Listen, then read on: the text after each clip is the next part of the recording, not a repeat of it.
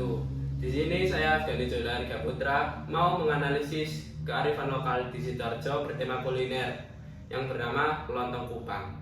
Di sini saya sudah bersama narasumber saya bernama Ibu Sumiati sebagai penjual lontong Kupang di Desa Balungdowo.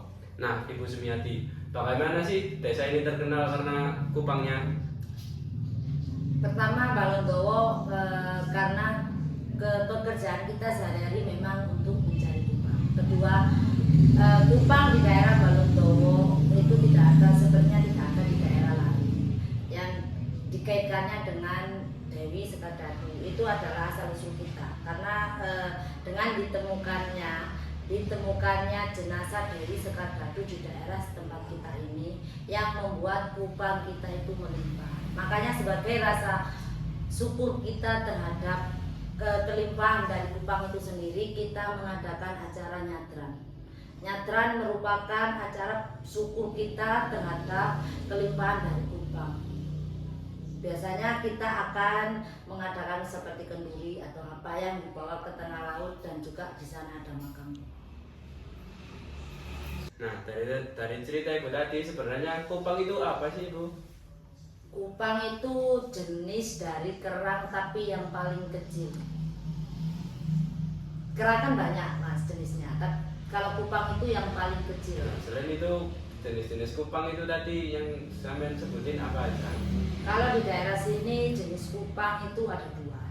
Yang pertama, kupang itu jenis kita menamakannya dengan kupang putih. Kupang putih itu memang berwarna putih tapi dengan ukuran yang lebih kecil. Yang kedua itu jenis kupang merah. Kalau kupang merah itu agak warnanya kekuning-kuningan, dengan ukuran biasanya itu yang lebih besar. Kalau kupang merah itu memang ada ukuran yang besar, hampir seperti kerang. Kerang memang kita ada kerangnya itu sendiri.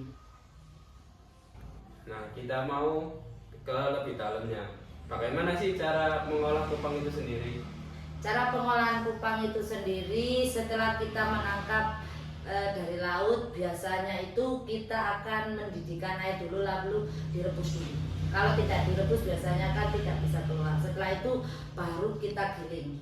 Kalau dulu itu dioyek mas. Nah, kalau sekarang mungkin karena lebih modern itu digiling. Jadi akan kulit dengan dagingnya itu akan sendiri-sendiri. Kulitnya itu biasanya itu kita jadikan olahan lagi, kayak dihaluskan buat makanan. Nah, kalau untuk kupangnya baru dijadikan olahan makanan kupang. Dari olahan yang Ibu sebutin tadi itu ada jenis-jenisnya apa enggak sih, Bu? Biasanya jenis-jenis olahan kupang kalau dulu itu hanya untuk kupang kuah saja atau oseng-oseng kupang. Tapi semakin modernnya zaman, kita sekarang sudah membuat seperti keripik kupang ada sekarang. Sekarang kita sudah ada memproduksi keripik kupang yang bisa tahan lama. Nah, di sini saya mau bertanya tentang bagian-bagian dari kupang itu sendiri.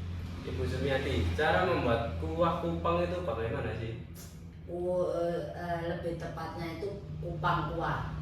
Nah kan ya, biasanya kan itu yang terkenal di Sidoarjo kan kupang kuah. Kupang kuah itu biasanya kupang yang sudah tersisihkan dari kulitnya itu baru kita olah menjadi kupang kuah. Biasanya kita ada air kupang yang terdiri dari air kupang itu sendiri, ditambah lagi biasanya kita menambahkan air kelapa agar biasanya untuk jenis kerang-kerang itu dari beberapa orang ada yang alergi terhadap itu kan.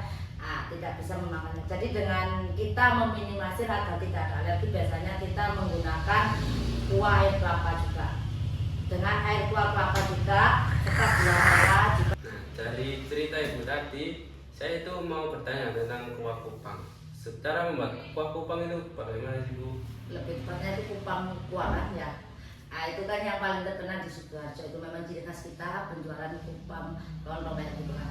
Nah, biasanya itu kerang yang sudah terkelupas dari kulitnya itu kita baru diolah. Biasanya kita memakai kuah kupang itu sendiri sebagai penguat rasanya, juga menggunakan air kelapa karena jenis-jenis kerang biasanya ada beberapa dari orang itu alergi terhadap seafood, jenis makanan seafood gitu. Biasanya kita untuk meminimalisir alergi itu kita menggunakan air kelapa. Untuk pengolahannya kita menggunakan air kelapa, juga sebagai penguat rasanya kita menggunakan rebusan dari kupang itu sendiri, air kupangnya itu. Setelah itu kita menggunakan ada gula merah, ada bumbu-bumbu, juga biasanya ada daun jeruk, juga ada daun bawang. Baru itu kita olah kayak gitu. Itu cara membuat kupang kuah. Nah, dari tadi kita udah tanya-tanya tentang kupang nih. Sekarang saya mau tanya, apa aja sih perlengkapan atau pendamping lauk untuk kupang? Biasanya kalau kupang itu kan kupang kuah, itu kelengkapannya biasanya dengan jenis lontong kupang. Jadi nomor satu ya tetap ada lontongnya saja, Mas. Lontong, jadinya lontong kupang kan. Yang kedua itu ada lento dari singkong. Yang ketiga biasanya kita tetap harus pakai petis, itu merupakan ciri khas dari kita Sidoarjo kan, petis Sidoarjo. Yang keempat sebagai pelengkapnya itu ada jeruk nipis sama sate kerang.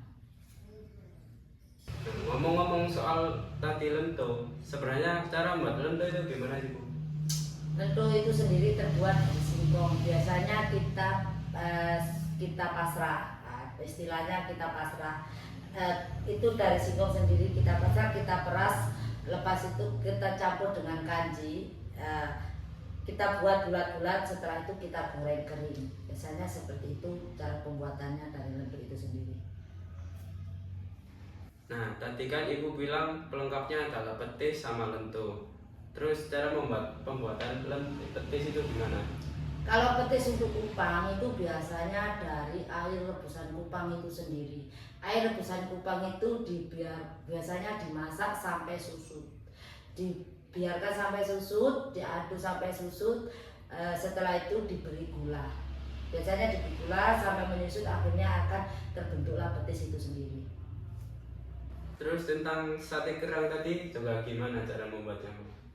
Kalau untuk sate kerang itu biasanya itu untuk penghasil kerang, itu kerangnya biasanya ditumis pakai bumbu tumis atau kecap. Baru kita nggak dibakar. Untuk sate kerang itu bukan dibakar, tapi cuma dioseng-oseng. Jadi setelah dioseng baru ditusuk saja seperti itu. Bukan kayak sate-sate yang sate kerang pada umumnya. Sebab kalau sate kerang itu nggak dibakar kalau untuk kupang. Biasanya cuma kerangnya itu dioseng, dibumbuin seperti bumbu oseng yang pada lainnya umumnya, ada kecap, juga bawang putih, bawang merah, juga ada merica seperti itu. Setelah masak baru dingin ditusuk. Makanya dinamakan sate kan karena ditusuk saja.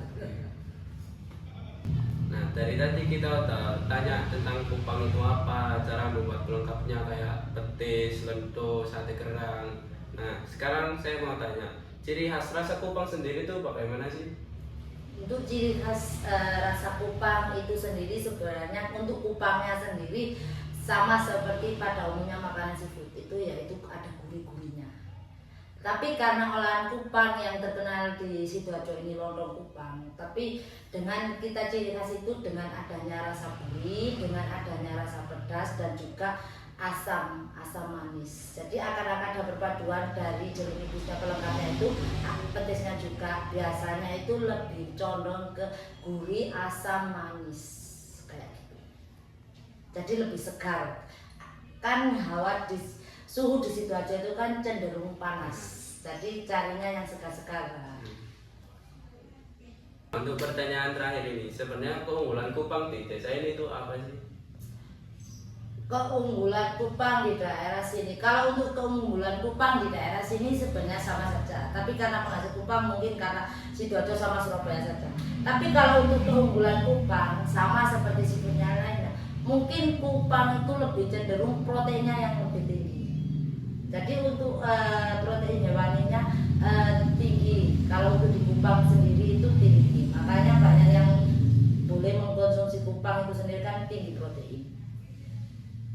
Nah, jadi seperti itu teman-teman tentang lontong kupang. Terima kasih untuk Ibu Sumiati yang sudah memberi informasi tentang lontong kupang ini. Demikian wawancara saya dengan Ibu Sumiati. Semoga makanan lokal khas lain bisa lebih terkenal dan diterima di daerah lain. Saya Afgani Jodarika Putra mengakhiri wawancara kali ini. Wassalamualaikum warahmatullahi wabarakatuh.